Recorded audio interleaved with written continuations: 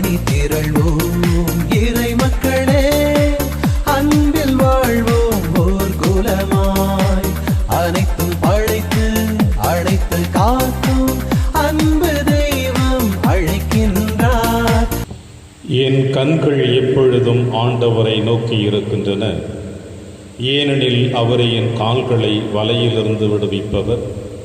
என்னை நோக்கி திரும்பி என் மீது இறங்கும், ஏனெனில் நான் ஆதரவற்றவன், ஏழை. தந்தை மகன் தூய ஆவியாரின் பெயராலே நம் ஆண்டவராகிய இயேசு கிறிஸ்துவின் அருளும் கடவுளின் அன்பும் தூய ஆவியாரின் நட்புறவும் உங்கள் அனைவரோடும் இருப்பதாக.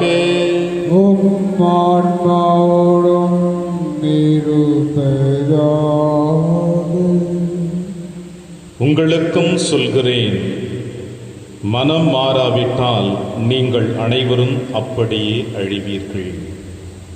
கிறிஸ்து இயேசுவில் எனக்கு பிரியமான அன்புமிக்க சகோதர சகோதரிகளே, தவக்காலத்தின் 3வது வாரத்தில் நம்முடைய ஆன்மீக பயணம் ஆரம்பிக்கப்பட்டிருக்கின்ற இந்த நாளில் இந்த நற்செய்தி வாசகத்தின் வழியாக ஆண்டவர் இயேசு கிறிஸ்து உங்களையும் என்னையும் ஆழமாக சிந்திக்கவும், அவருடைய வார்த்தைக்கு செவிமடுத்து அந்த வார்த்தையின்படி நம்முடைய வாழ்க்கை தரத்தை உயர்த்தி கொள்ளவும் அழைப்பு விடுக்கிறார். அப்படி என்னவென்றால், மனம் மாற வேண்டும் என்று. நாம் விண்ணக பயணிகள் என்பதை நாம் மறந்து விடவில்லை. ஆனால் விண்ணக பயணிகள் என்பதை தெரிந்தும் இந்த உலக ஆசைகளின் மீது நம்முடைய ஆர்வத்தை அதிகமாக ஈடுபடுத்தி கொண்டு நம்முடைய இறுதி காலகட்டங்களில் நம்முடைய வாழ்க்கையை மாற்றிக்கொள்ளலாம் என்ற ஒரு சாதாரண ஒரு யதார்த்தமான எண்ணங்களோடு தான் இன்று வரை நாம் பயணித்துக் கொண்டிருக்கின்றோம். மனம் மாற வேண்டும். இந்த மாற்றம் நம்முடைய உடலில் மட்டுமல்ல, நம் உள்ளத்தின் ஆழத்திலும் இந்த மாற்றங்கள் ஏற்படுகின்ற பொழுதுதான் நாம் இறைவனின் பிள்ளைகளாக, விண்ணக வாசிகளாக நம்மால் இருக்க முடியும் என்பதை இயேசு நமக்கு இன்று ஆணித்தரமாக நமக்கு சொல்லுகிறார். இயேசுவின் வார்த்தைகளை நாம் செவிமடுப்போம். அந்த வார்த்தையை வாழ்வாக்க இந்த திருப்பலி ஒன்றே நமக்கு அடிப்படை காரணம் என்பதை உணர்ந்தவர்களாக இந்த திருப்பலியிலே பக்தியோடு பங்கெடுப்போம். எல்லா வல்ல இறைவனிடமும் சகோதர சகோதரிகளே, உங்களிடமும் நான் பாவியினை ஏற்றுக்கொள்கின்றேன். ஏனெனில் என் சிந்தனையாலும் சொல்லாலும் செயலாலும் கடமையில் தவறியதாலும் பாவங்கள் பல செய்தேன். என் பாவமே, என் பாவமே, என் பெரும் பாவமே. ஆகையால் எப்போதும் கன்னியான புனித மரியாவையும் வானுதூதர் புனிதர் அனைவரையும், சகோதர சகோதரிகளே, உங்களையும் நம் இறைவனாகிய ஆண்டவரிடம் எனக்காக வேண்டிக் கொள்ள மன்றாடுகின்றேன். இல்லாமல்ல இறைவன் நம் மீது இரக்கமாய்த்து நம் பாவங்களை மன்னித்து நம்மை நிலை வாழ்விற்கு அழைத்து செல்வராக. ஆண்டவரே இரக்கமாயிரும். ஆண்டவரே இரக்கமாயிரும். கிறிஸ்துவே இரக்கமாயிரும். கிறிஸ்துவே இரக்கமாயிரும். ஆண்டவரே இரக்கமாயிரும். ஆண்டவரே இரக்கமாயிரும். மன்றாடுவோமாக. இறைவா, இரக்க பெருக்கத்துக்கும் முழுமையான நம்பிக்கைக்கும் காரணரே, பாவிகளின் உண்ணா நோன்புகள், இறைவேண்டல்கள், இரக்கச் செயல்கள் ஆகியவற்றின் வழியாக எங்களுக்கு பாவ மன்னிப்பை வழங்குகின்றே. எங்களது தாழ்ச்சி மிக்க பாவ அறிக்கையை கனிவுடன் கண்ணோக்கி மனச்சான்றினால் நொறுங்குண்ட எங்கள் உள்ளங்களை உமது இரக்கத்தால் என்று உயர்த்துவீர்களாக. உம்மோடும் தூயாவியாரின் ஒன்றைப்பில் இறைவனாய் என்றென்றும் வாழ்ந்து ஆட்சி செய்கிற எங்கள் ஆண்டவர் இயேசு கிறிஸ்து வழியாக உம்மை மன்றாடுகின்றோம்.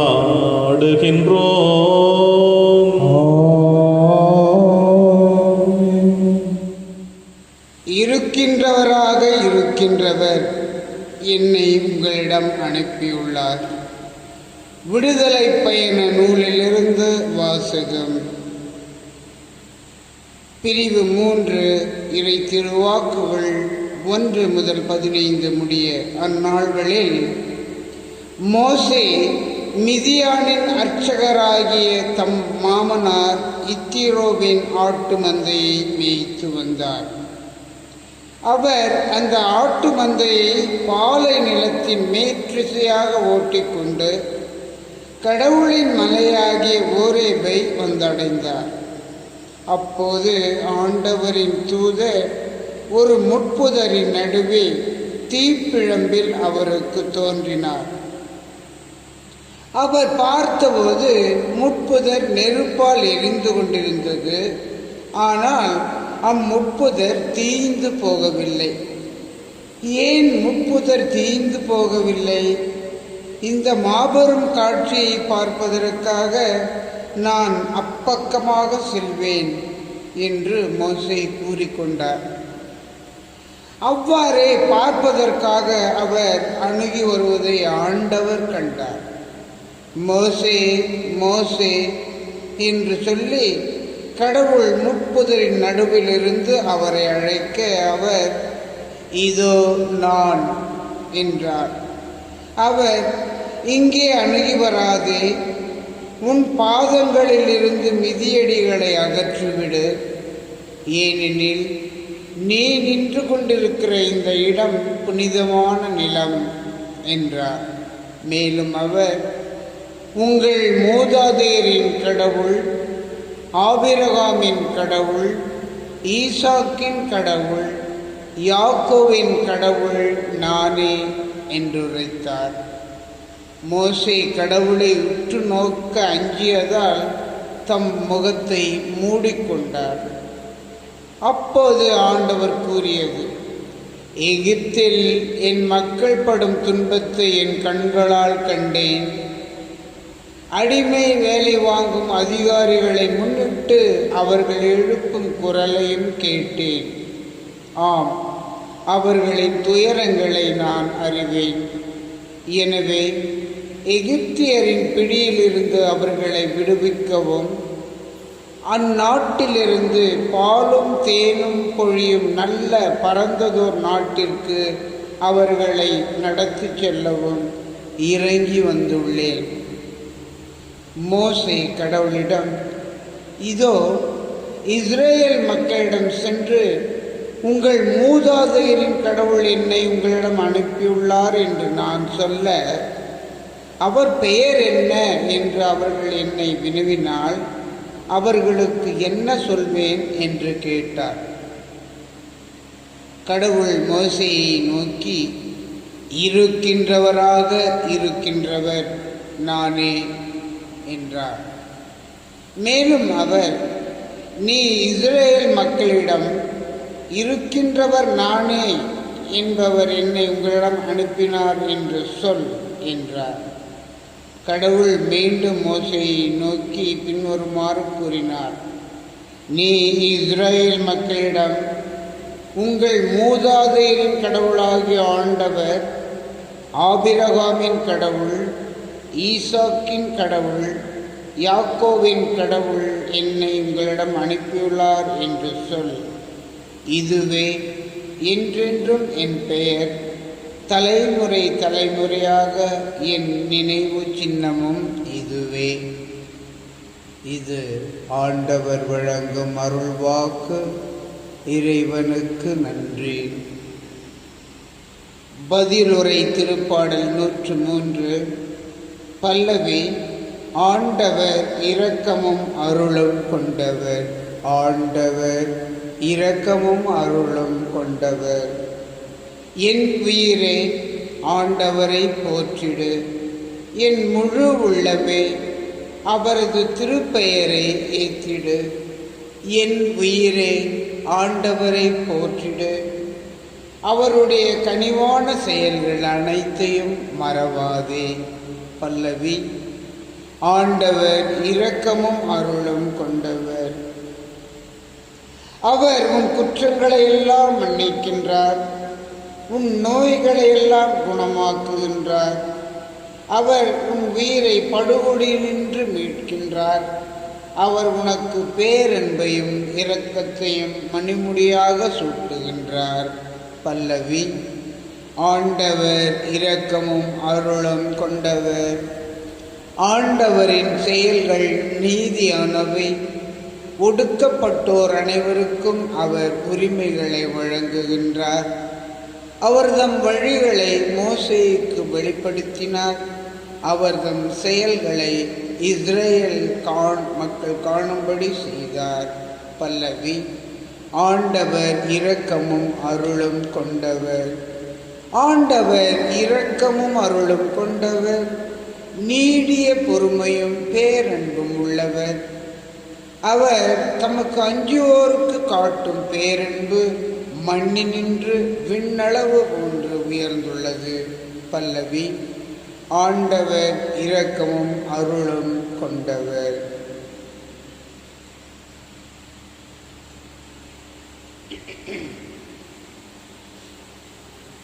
இரண்டாம் வாசகம்.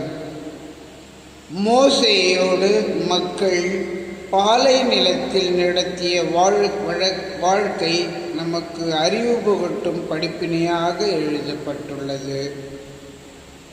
திருத்தூதர் பவுல் கொரிந்தியருக்கு எழுதிய முதல் திருமுகத்திலிருந்து வாசகம். சகோதரர் சகோதரிகளே, நீங்கள் ஒன்றை அறிந்திருக்க வேண்டும் என விரும்புகிறேன். நம் முன்னோர் அனைவரும் மேகத்தின் கீழ் வழி நடந்தனர். அவர்கள் அனைவரும் கடலை கடந்து சென்றனர். அவர்கள் அனைவரும் மோசேயோடு இணைந்திருக்கும்படி மேகத்தாலும் கடலாலும் திருமுழுக்கு பெற்றார்கள். அவர்கள் அனைவரும் ஒரே ஆன்மீக உணவை உண்டனர். அவர்கள் அனைவரும் ஒரே ஆன்மீக வானத்தை பருகினர். தங்களை பின்தொடர்ந்து வந்த ஆன்மீக பாறையிலிருந்து அவர்கள் பருகினார்கள். கிறிஸ்துவே அப்பாறை.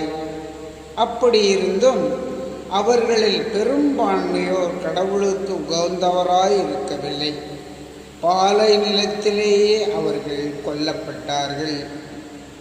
அவர்கள் தீயனவற்றில் ஆசை கொண்டிருந்தது போல நாமும் இராதவாறு இவை நமக்கு ஒரு முன்னடையாளமாக நிகழ்ந்தன. அவர்களுள் சிலர் முணுமுணுத்தனர். இதனால் அவர்கள் அழிவு விளைவிக்கும் தூதரால் அழிக்கப்பட்டனர். அவர்களைப் போல் நாமும் முணுமுணுக்க கூடாது. அவர்களுக்கு நிகழ்ந்த இவை அனைத்தும் மற்றவர்களுக்கு எச்சரிக்கையாக அமைகின்றன. இறுதி காலத்தில் வாழும் நமக்கு இவை அறிவுரையாக எழுதப்பட்டுள்ளன. எனவே தாம் நிலையாக நிற்பதாக நினைத்து கொண்டிருப்பவர் விழாதபடி பார்த்து கொள்ளட்டும். இது ஆண்டவர் வழங்கும் அருள்வாக்கு. இறைவனுக்கு நன்றி. வசனம். மனம் மாறுங்கள், ஏனெனில் விண்ணரசு நெருங்கி வந்து விட்டது என்கிறார் ஆண்டவர். ஆண்டவர் உங்களோடு இருப்பாராக. ஆன்மாவோடும் இருப்பாராக.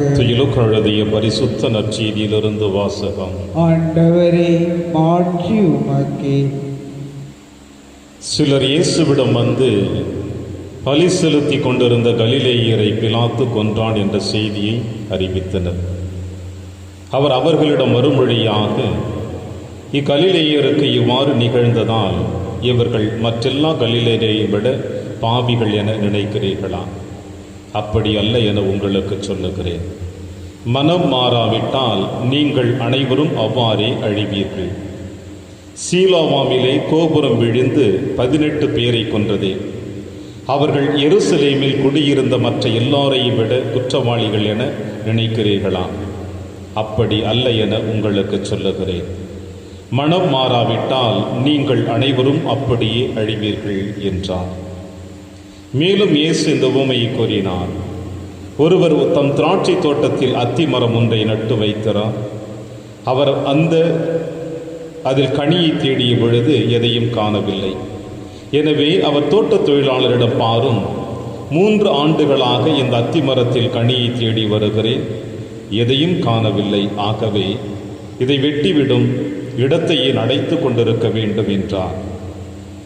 தொழிலாளர்கள் மறுமொழியாக, ஐயா, இந்த ஆண்டும் இதை விட்டு வையும், நான் இதை சுற்றிலும் கொத்தி எரு போடுவேன், அந்த அடுத்த ஆண்டு கனி கொடுத்தால் சரி, இல்லை என்றால் இதை வெட்டிவிடலாம் என்று அவரிடம் கூறினார்.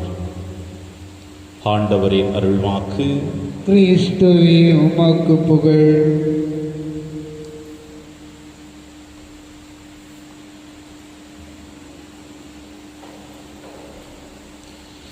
மனம் மாறாவிட்டால் நீங்கள் அனைவரும் அப்படியே அழிவீர்கள். கிறிஸ்து இயேசுவில் எனக்கு பிரியமான அன்புமிக்க சகோதர சகோதரிகளே, தவக்காலத்தின் 3வது வாரத்தில் நம்முடைய ஆன்மீக பயணம் தொடர்ந்து கொண்டிருக்கின்ற இந்த தருணத்தில் அன்னையாம் திருச்சபையோடு இணைந்து நம் ஆண்டவர் இயேசு கிறிஸ்து உங்களையும் என்னையும் நம்முடைய வாழ்க்கை தரத்தினுடைய பயணம் எப்படி சென்று கொண்டிருக்கிறது என்று சிந்திக்க நமக்கு அழைப்பு விடுக்கிறார். இந்த மண்ணுலகிலே நம்மோடு வாழ்ந்து கொண்டிருக்கின்ற உறவுகள் பல நேரங்களிலே அவர்களுக்கு சாதகமாக இருந்தால் நமக்கு வாய்ப்புகள் கொடுப்பார்கள்.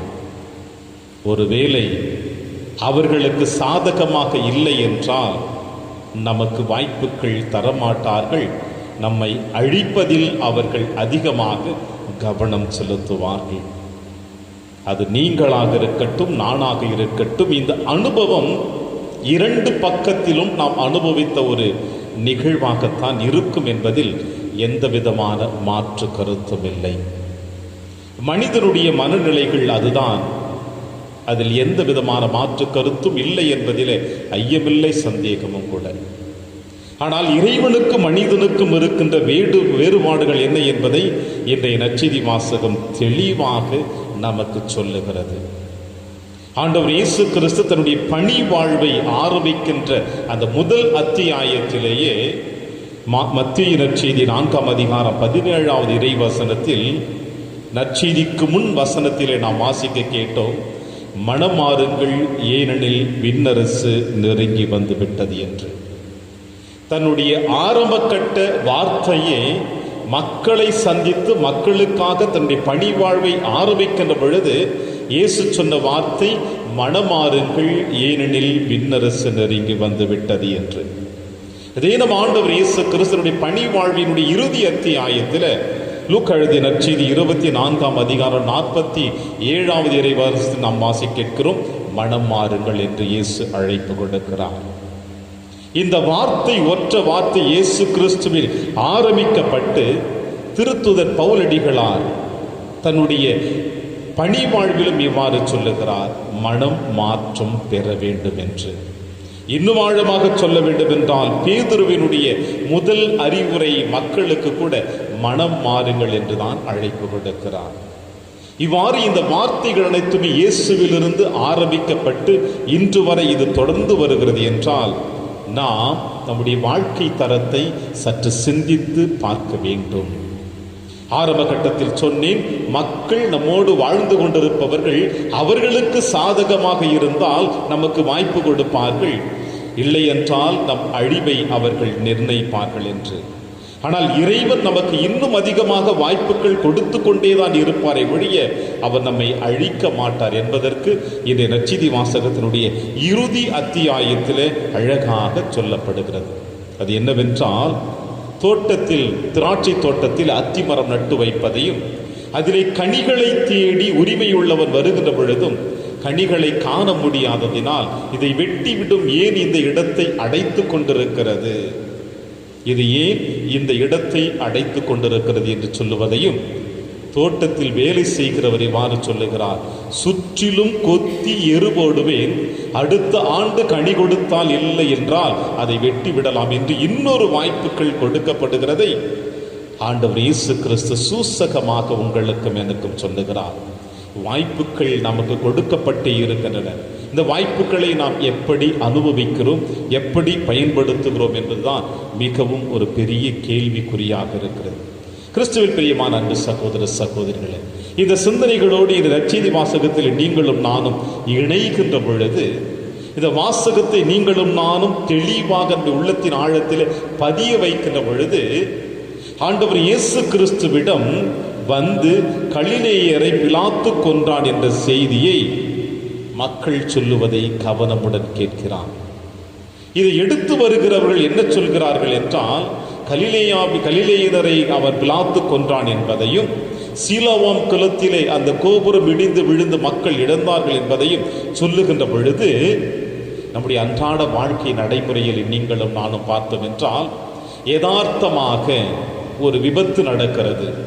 அந்த விபத்திலே இளம் வயது உரியவர்கள் இறந்தாலும் சரி, வாலிப பிள்ளைகள் இறந்தாலும் சரி, குழந்தைகள் இறந்தாலும் சரி, முதியவர்கள் இறந்தாலும் சரி, நான் எடுத்தவுடனே சொல்லுகின்ற வார்த்தை, அவ்வளவுதான் இறைவன் அவர்கள் கொடுத்தது.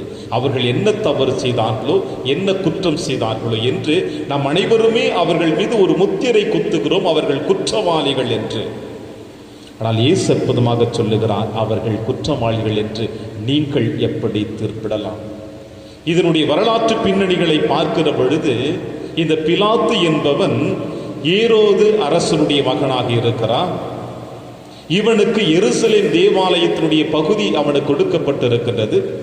இந்த பகுதியிலே தன்னுடைய அரசாட்சி ஆரம்பிக்கின்ற பொழுது அவனுடைய எதிர்பார்ப்புகள் என்னவென்றால், எருசலேம் தேவாலயத்திற்கு அந்த திருவிழாவிற்கு மக்கள் கூட்டம் அதிகமாக வருவது வழக்கம்.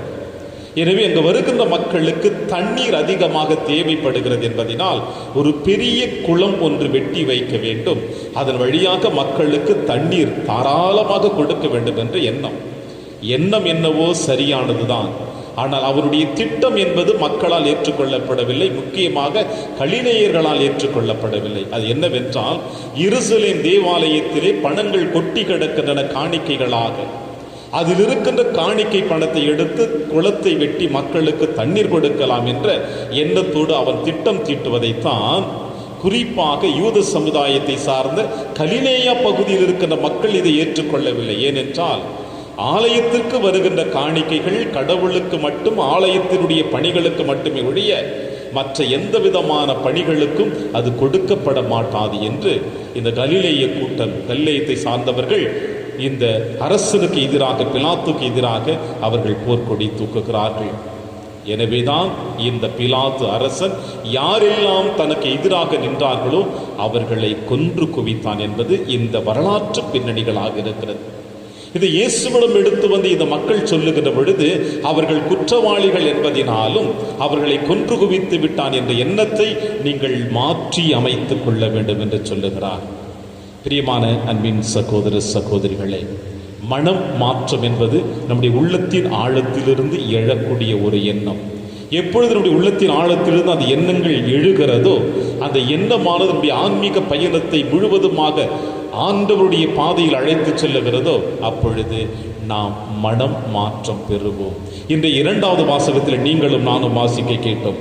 திருத்துதர் பவுலடிகளார் கொரிந்தியருக்கு எழுதிய திருமுகத்தில் நாம் வாசிக்க கேட்கின்ற பொழுது, கொரிந்தியருக்கு திருமுகத்தில் பவுலடிகளார் சொல்லுகிறார் என்னவென்றால், இஸ்ரேல் மக்கள் ஏரோது பார்வோன் மன்னனிடமிருந்து பாதுகாப்பாக அழைத்து வருகின்ற பொழுது, அவர்கள் ஆண்டவருடைய பாதுகாப்பு பயணத்திலே வருகின்ற பொழுது கூட அவர்கள் தெள்ளத் தெளிவான மனநிலையில் இருந்தாலும் இறைவனுக்கு எதிராக அவர்கள் தங்கள் வாழ்க்கை பயணத்தை தொடர்ந்தார்கள்.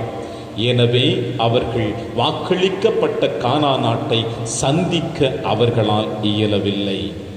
இறைவனுடைய பாதுகாப்பு, பிளக்கப்பட்ட பாறையிலிருந்து வழிந்தோடி வந்த தண்ணீரை குடித்து, வானத்தையும் குடித்து, உணவையும் உண்டு வாழ்ந்தவர்கள் தங்கள் உள்ளத்தின் ஆழத்திலே இறைவனை பற்றி சிந்திக்காத ஒரே ஒரு காரணத்திற்காக, இறைவனோடு அவர்கள் பயணிக்காத காரணத்திற்காக அவர்கள் பாலை நிலத்திலேயே கொல்லப்பட்டார்கள் என்பதை நாம் மறந்துவிடக்கூடாது. எனவே இங்கே பவுலடிகளார் உங்களுக்கும் எனக்கும் ஆண்டவர் இயேசு கிறிஸ்துவோடு இணைந்து சொல்லுகின்ற செய்தி என்னவென்றால், நம் உள்ளத்தின் ஆழத்தில் இறைவன் குடிகொண்டிருக்கிறாரா, அல்லது அழிந்து போகக்கூடிய இந்த உலகத்தின் சிந்தனைகள் இருக்கிறதா? ஒருவேளை அழிந்து போகக்கூடிய உலகத்தின் சிந்தனைகள் இருந்தால் அதை எடுத்து வைத்துவிட்டு இறைவனுடைய வார்த்தையை நம் உள்ளத்தின் ஆழத்திலே பதிய வைப்போம். அதுதான் உண்மையுள்ள மனமாற்றம். அந்த மனமாற்றம் தான் நம் சொல்லாலும் செயலால் இந்த உலகத்தையே நம்முடைய வாழ்க்கையின் வழியாக மாற்றி அமைக்கக்கூடியதையும் என்று சொல்லுகிறார். எனவே இந்த தவக்காலத்தின் 3வது வாரத்தில் பயணித்துக் கொண்டிருக்கின்ற நீங்களும் நானும் நம் உள்ளத்தை சற்று சிந்தித்து பார்ப்போம். எனக்குள் இறைவன் இருக்கிறாரா? அவருடைய வார்த்தை என்னை வாழ்வாக மாற்றி அமைத்து கொண்டிருக்கிறதா? அல்லது உலக சிந்தனைகளோடு இன்னும் நான் வாழ்ந்து கொண்டிருக்கின்றேனா? ஒருவேளை உலக சிந்தனைகளோடு வாழ்ந்து கொண்டிருந்தால் இந்த தவக்காலம் நமக்கு இன்னும் ஒரு அழைப்பை கொடுக்கிறது. தோட்டத்திலே அத்தி மரத்தை எந்த அளவிற்கு முழுவதும் கொத்தி எரியிட்டு அதை பாதுகாப்பாக அந்த தோட்டத் தொழிலாளி அழைத்து வந்தாரோ, அதுபோல இயேசு உங்களையும் என்னையும் பதப்படுத்த வருகிறார், பயணிக்க வருகிறார், அவரோடு இணைந்து வாழ அழைப்பு கொடுக்கிறார். இயேசுவின் அழைப்பை ஏற்றுக்கொள்ளுவோம், இயேசுவை நம் இதயத்தில் தாங்கிக் கொள்ளுவோம், இயேசுவின் வார்த்தையை நம் வாழ்வாக மக்கள் மத்தியில் எடுத்துச் செல்லுவோம். இந்த தவக்காலம் நமக்கு பயனுள்ளதாக இருக்க வேண்டும் என்று தொடர்ந்து மன்றாடுவோம். ஆமென். ஒரே கடவுளை நம்புகின்றேன். விண்ணகமும் மன்னகமும் காண்பவை காணாதவை யாவும் படைத்த எல்லாம் வல்ல தந்தை அவரே, கடவுளின் ஒரே மகனாய் உதித்த ஒரே ஆண்டவர் இயேசு கிறிஸ்துவை நம்புகின்றேன். இவர் காலங்களுக்கெல்லாம் முன்பே தந்தையிடமிருந்து பிறந்தார். கடவுளினின்று கடவுளாக, ஒளியினின்று ஒளியாக, உண்மை கடவுளினின்று உண்மை கடவுளாக உதித்தவர். இவர் உதித்தவர், உண்டாக்கப்பட்டவர் அல்ல, தந்தையோடு ஒரே பொருளானவர். இவர் வழியாகவே யாவும் படைக்கப்பட்டன. மனிதர் நமக்காகவும் நம் மீட்புக்காகவும் விண்ணகமிருந்து இறங்கினார். தூய ஆவியால் கன்னி மரியாவிடம் உடல் எடுத்து மனிதரானார். மேலும் நமக்காக பொந்திய பிலாத்தின் அதிகாரத்தில் சிலுவையில் அறையப்பட்டு பாடுபட்டு இறந்து அடக்கம் செய்யப்பட்டார். மறை நூல்களின்படி 3ஆம் நாள் உயிர்த்தெழுந்தார். விண்ணகத்துக்கு எழுந்தருளி எல்லாம் வல்ல தந்தையின் வலப்பக்கம் வீற்றிருக்கின்றார். வாழ்வோரையும் இறந்தோரையும் தீர்ப்பிட மாட்சியுடன் மீண்டும் வர இருக்கின்றார். அவரது ஆட்சிக்கு முடிவு இராது. தந்தையிடமிருந்தும் மகனிடமிருந்தும் புறப்படும் ஆண்டவரும் உயிரளிப்பவருமான தூய ஆவியாரை நம்புகின்றேன். இவர் தந்தையோடும் மகனோடும் ஒன்றாக ஆராதனையும் ஆட்சியும் பெறுகின்றார். இறைவாக்கினர்கள் வாயிலாக பேசியவர் இவரே. ஒரே புனித கத்தோலிக்க திருத்தூதர் வழிவரும் திரு அவையை நம்புகின்றேன். பாவ மன்னிப்புக்கான ஒரே திருமுழுக்கை ஏற்றுக்கொள்கின்றேன். இறந்தோரின் உயிர்ப்பையும் வரவிருக்கும் மறு உலக வாழ்வையும் எதிர்பார்க்கின்றேன். ஆமென்.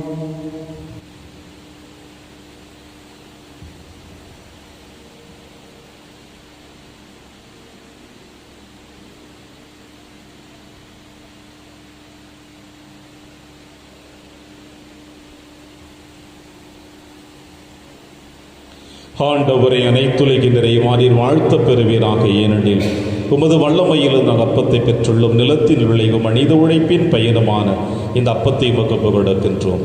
இது எங்களுக்கு வாழ்வளிக்கும் அப்பமாக மாறும். இறைவன் என்றென்றும் வாழ்த்து பெறுவாராக.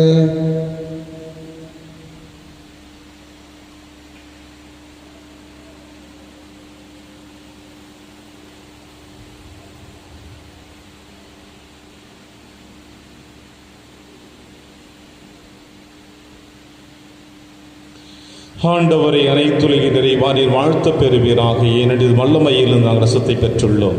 திராட்சை செடிய மனித உழைப்பின் பயணமான ரசத்தை உமக்கு புகழ்கின்றோம். இது எங்கள் ஆன்மீக பானமாக மாறும். இறைவன் என்றென்றும் வாழ்த்து பெறுவாராக.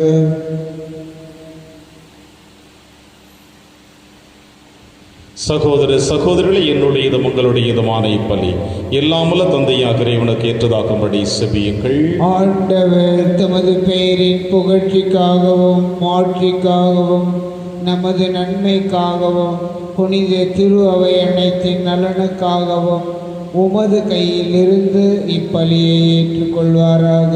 ஆண்டவரை, இப்பலிகளால் மனநிறைவு அடைந்த எங்களுக்கு அருள் புரிவீராக. எங்கள் குற்றங்களிலிருந்து எங்களை மன்னிக்க வேண்டுகிற நாங்கள் பிறருடைய குற்றங்களை மன்னிக்க முயல்வோமாக. எங்கள் ஆண்டவராகிய கிறிஸ்து வழியாக உம்மை மன்றாடுகின்றோம். ஆண்டவர் எங்களோடு இருப்பாராக. ஆன்மாவோடும் இருப்பாராக. இதயங்களை மேலே எழுப்புங்கள். ஆண்டவரிடம் எழுப்பி நம் இறைவனாகிய ஆண்டவருக்கு நன்றி கூறுவோம். அது தகுதியும் நீதியுமானது. ஆண்டவரை தூயவரான தந்தையை என்றும் உள்ள எல்லாம் வல்ல இறைவா, என்னாலும் இவ்விடத்திலும் நாங்கள் உமக்கு நன்றி செலுத்துவது மையாகவே தகுதியும் நீதியுமாகும் எங்கள் கடமையும் மீட்புக்குரிய செயலுமாகும். உம்முடைய பிள்ளைகளின் உள்ளங்களை தூய்மைப்படுத்தி புதுப்பிக்க பயனுள்ள இச்சிறப்பான காலத்தை ஏற்படுத்தினீர். அதனால் நாங்கள் மட்டுமீறிய பற்றுறுதிகளிலிருந்து விடுதலை பெற்று நிலையற்றவற்றில் மனதை ஈடுபடுத்தாது நிலையானவற்றில் மேன்மேலும் மனதை செலுத்துமாறு எங்களை தூண்டுகின்ற காலம் இதுவே. ஆகவே புனிதர் வானக தூதர் அனைவரோடும் சேர்ந்து நாங்கள் உம்மை புகழ்ந்தேத்தி முடிவின்றி சொல்லுவதாவது: தூயவர் தூயவர் தூயவர், வான்படைகளின் கடவுளாம் ஆண்டவர், விண்ணகமும் மன்னகமும் உமது மாட்சியால் நிறைந்துள்ளன. உன்னதங்களிலே ஓசன்னா. ஆண்டவர் பெயரால் வருகிறவர் ஆசி பெற்றவர். உன்னதங்களிலே ஓசன்னா. ஆண்டவரே, நீர் மெய்யாகவே தூயவர், தூய்மை அனைத்திற்கும் ஊற்றாகவே உம்முடைய ஆவியை பொழிந்து இக்காணிக்கைகளை தூய்மைப்படுத்த உம்மை வேண்டுகிறோம். இவ்வாறு எங்கள் ஆண்டவர் இயேசு கிறிஸ்துவின் உடலும் இரத்தமுமாக எங்களுக்கு இவை மாறுவனவாக. அவர் பாடுபட உள்ளம் கணைந்து தம்மை கையளித்த போது அப்பத்தை எடுத்து நன்றி செலுத்தி அதை பிட்டு தம் சீடருக்கு அளித்து அவர் கூறியதாவது: அனைவரும் இதிலிருந்து பெற்று உண்ணுங்கள், ஏனெனில் இது உங்களுக்காக கையளிக்கப்படும் என் உடல்.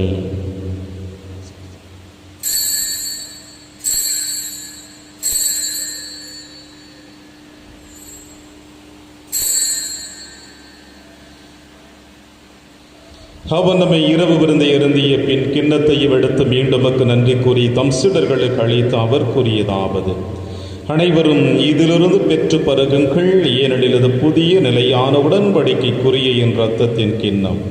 இது பாவ மன்னிப்புக்கென்று உங்களுக்காகவும் பலருக்காகவும் சிந்தப்படும்.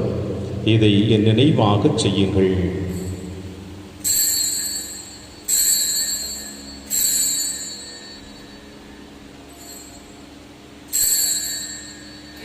நம்பிக்கையின் மறைபொருள். ஆண்டவரே, தேவரீர் வருமளவும் உமது மரணத்தை அறிக்கையிடுகின்றோம், உமது உயிர்ப்பினையும் எடுத்துரைக்கின்றோம். ஆகவே ஆண்டவரே, நாங்கள் கிறிஸ்துவின் இறப்பினையும் உயிர்ப்பினையும் நினைவு கூர்ந்து வாழ்வு தரும் அப்பத்தையும் மீட்பளிக்கும் கிண்ணத்தையும் உமக்கு கொடுக்கின்றோம். உம் திருமண் நின்று உமக்கு ஊழியம் புரிய தகுந்தவர்கள் என எங்களை ஏற்றுக்கொண்டீர். எனவே உமக்கு நன்றி செலுத்துகின்றோம். மேலும் கிறிஸ்துவின் உடலிலும் இரத்தத்திலும் பங்கு கொள்ளும் எங்களை தூய ஆவியார் ஒன்று சேர்க்க வேண்டும் என உம்மை தாழ்மையுடன் மன்றாடுகிறோம். ஆண்டவரே, உலகெங்கும் பரவி இருக்கும் திரு அவை நினைவு கூர்ந்திடலும். எங்கள் திருத்தந்தை பிரான்சிஸ், எங்கள் ஆயர் ஆண்டனி சுவாமி எல்லா திருநிலையராக இடைவரோடும் உமது திரு அவை அன்பில் நிறைவு பெற செய்திடலும். மேலும் உயிர்த்தெழும் எதிர்நோக்குடன் துயிர் கொள்ளும் எங்கள் சகோதர சகோதரிகளையும் இறந்தோர் அனைவரையும் இரக்கத்துடனே உகந்து திருமகளில் ஏற்றலும். எங்கள் அனைவர் மீதும் இரக்கமாயிரும். கடவுளின் கன்னித்தாயான புனித மரியா, அவருடைய கணவரான புனித யோசேப்பு, புனித திருத்தூதர்கள், புனித பிரான்சிஸ் சேவேரியார், புனித கஸ்பார், இவ்வுலகில் உகந்தவராய் இருந்தாகிய புனிதர் அனைவருடனும் நாங்கள் நிலைவாழ்வில் பங்கு கொள்ளும் தகுதி பெற்று உம் திருமகன் இயேசு கிறிஸ்து வழியாக உம்மை புகழ்ந்தேத்து மரமுருள உம்மை மன்றாடுகின்றோம்.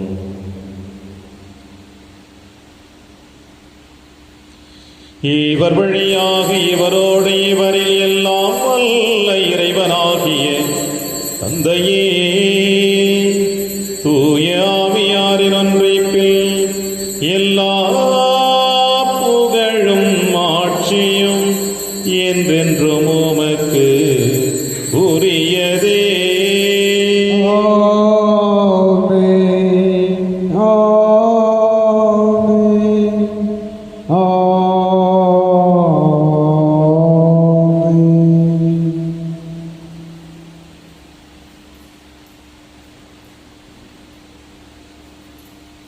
மீட்பரின் கட்டளையால் கற்பிக்கப்பட்டு இறைப்படிப்பினையால் பயிற்சி பெற்ற நாம் அனைவரும் துணிந்து செல்வோம். விண்ணுலகில் இருக்கிற எங்கள் தந்தையே, உமது பெயர் தூயது என போற்ற பெறுக. உமது ஆட்சி வருக. உமது திருவுளம் விண்ணுலகில் நிறைவேறுவது போல மண்ணுலகிலும் நிறைவேறுக. எங்கள் அன்றாட உணவை இன்று எங்களுக்கு தாரும். எங்களுக்கு எதிராக குற்றம் செய்வோரை நாங்கள் மன்னிப்பது போல எங்கள் குற்றங்களை மன்னியும். எங்களை சோதனைக்கு உட்படுத்தாதேயும், தீமையிலிருந்து எங்களை விடுவித்தருளும். ஆண்டவரே, தீமை அனைத்திலும் இருந்து எங்களை விடுவித்து எங்கள் வாழ்நாளில் அமைதியை கனிவுடன் அருளவை வென்றாடுகிறோம்.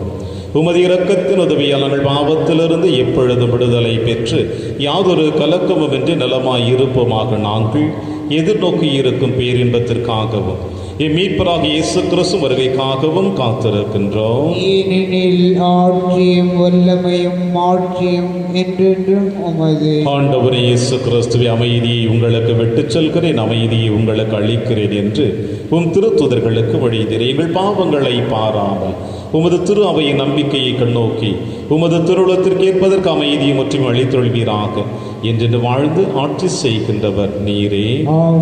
ஆண்டவருடைய அமைதி உங்கள் அனைவரோடும் என்றும் இருப்பதாக. ஒருவருக்கொருவர் உறவின் வாழ்த்தை அறிவித்து மகிழ்வோம். சமாதானம். உலகின் பாவங்களை போக்கும் இறைவனின் செம்மறியே, எங்கள் மேல் இரக்கமாயிரம். உலகின் பாவங்களை போக்கும் இறைவனின் செம்மறியே, எங்கள் மேல் இரக்கமாயிரம். உலகின் பாவங்களை போக்கும் இறைவனின் செம்மறியே, எங்களுக்கு அமைதியை அருளும். இதோ இறைவனின் செம்மறி, இவரை நம் அனைவரின் பாவங்களை போக்குகின்றவர். செம்மறியின் விருந்திற்கு அழைக்க பெற்ற நம் அனைவரும் பேறு பெற்றோர். ஆண்டவரே, நீர் என் இல்லத்தில் எழுந்தருள நான் தகுதியற்றவன். ஆனால் ஒரு வார்த்தை மட்டும் சொல்லியருளும், எனது ஆன்மா நலம் அடையும். கிறிஸ்துவின் திருவிடலும் திருத்தும் காத்து நமக்கு நிலையான வாழ்வளிப்பதாக. ஆமென்.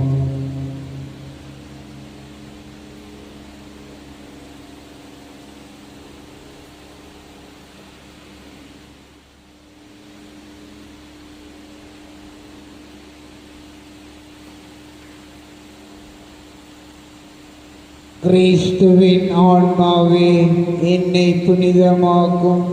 கிறிஸ்துவின் திருவுடலே, என்னை மீட்டருளும்.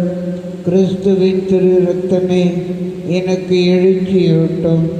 கிறிஸ்துவின் விழாவின் தண்ணீரே, என்னை கழுவிடுமே. கிறிஸ்துவின் பாடுகளே, என்னை தேற்றிடுமே. ஓ நல்ல இயேசுவே, எனக்கு செவிசாயும். உம் திருக்காயங்களுள் என்னை மறைத்தருளும். உம்மிடமிருந்து என்னை பிரிய விடாதே.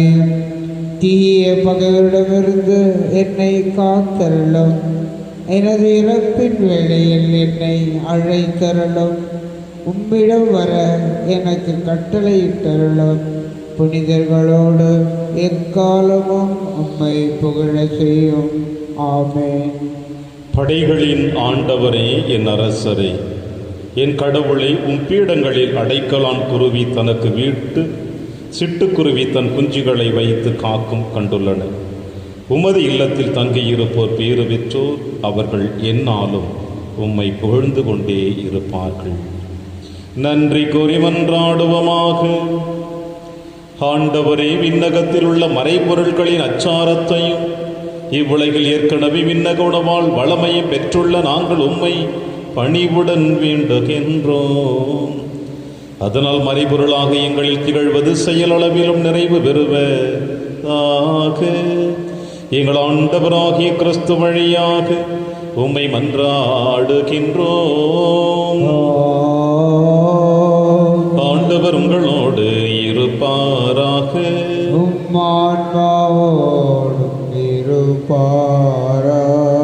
எல்லாமல்ல இறைவன் தந்தை, மகன், தூயாவியார் உங்கள் அனைவரையும் நிறைவாக ஆசீர்வதிப்பாராக.